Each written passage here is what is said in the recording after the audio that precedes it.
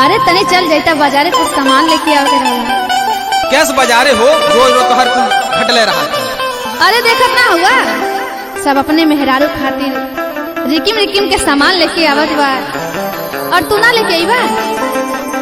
कैसन सामान हो? सुना कैसन सामान वाले बतावा। कि लागल नावरा तर हर जा बाजारिया ये बलमुआ। अच्छा कि लागल नावरा तर और जा बाजारिया ये बलमुआ। अलाई दा दुर्गा माई के चुनरिया ये बलमुआ।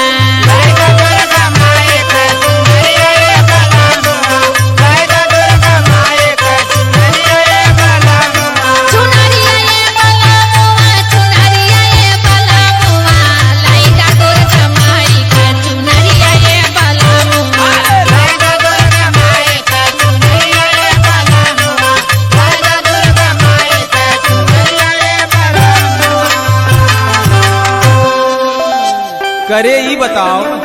हाँ बोला। सुन ले रही ते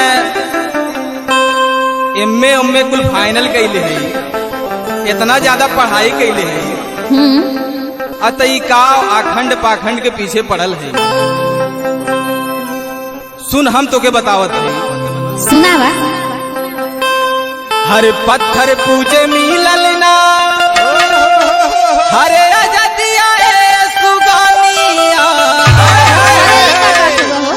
हरे पत्थर पूजे मिलल ना हरे अजदिया सुगानिया। हरे पढ़िला भीम बाबा कई किताबिया ये सुगानिया।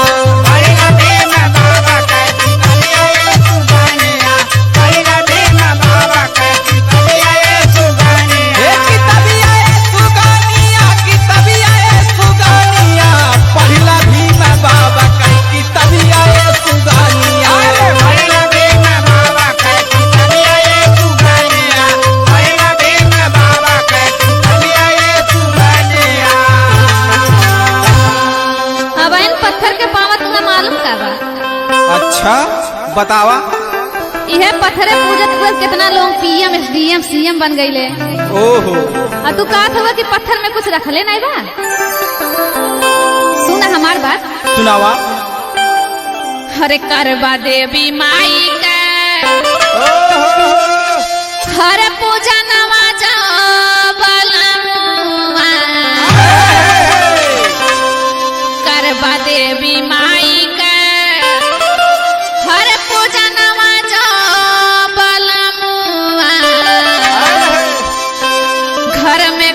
घटी ना भोजनमा हो बलमुआ।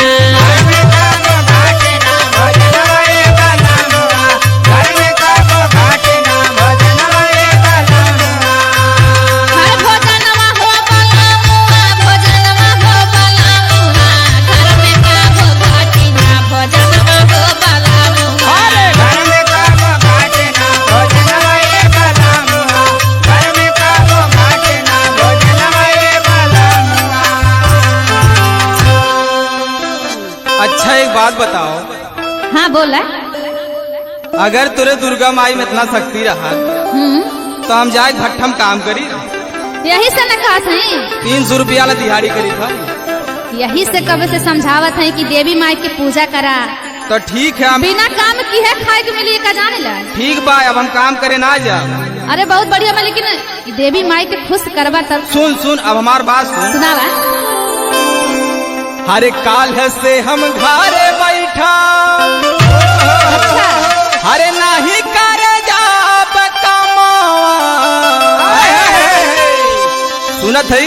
हाँ हाँ सुनत ही सुनावा। हरे काल से हम घरे बैठा नहीं करे जाब कमावा।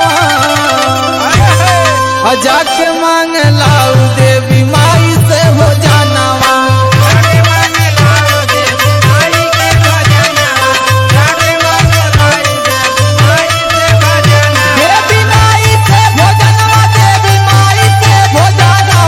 जाके मांग लाऊ देवी माई से भोजन।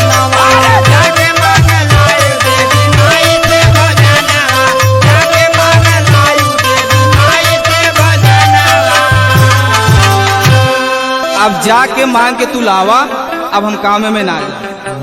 ठीक बा, तू काम करे ना जा, लेकिन देवी माई खुश करे तरीका हमें बहुत बढ़िया से मालूम बा। बतावा। बिना काम किए खाए के मिले ये जाने ला। हाँ हाँ बतावा। सुना, हर काली माई के कठो हर चढ़ाई दे बाबा कारा, हर काली माई के कठो हर चढ़ाई दे बाबा कारा, हर काली माई खुश होई जाई हमारे ऊपर।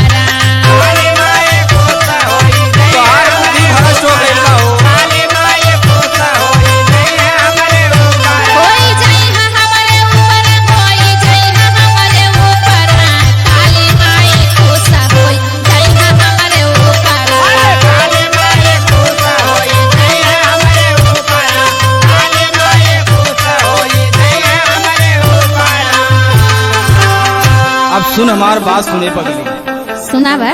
आज समाज में जौन अपने मन के बात रखत हो, हाँ, आई केकर देन है? बाबा साहेब भीमराव अम्बेडकर के। अच्छा, तो सुन हम बतावत ही। सुना बा। अरे गुलामिया के जंजीर में आज जतना लोग बंद बा, अरे गुलामिया के जंजीर में आज जतना लोग बंद बा, आओ के कारण और नाही हता पखंड बा।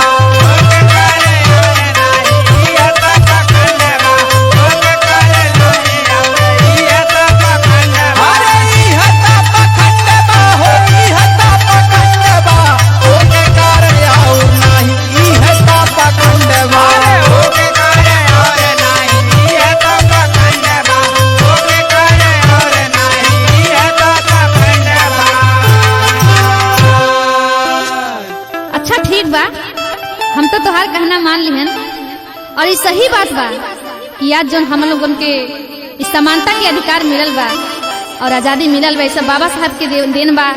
लेकिन है मूर्खवन के समझाई हो? अरे पगली, तू समझ जा तो समझ ले, सब समझ जा। ठीक बा, ठीक बा।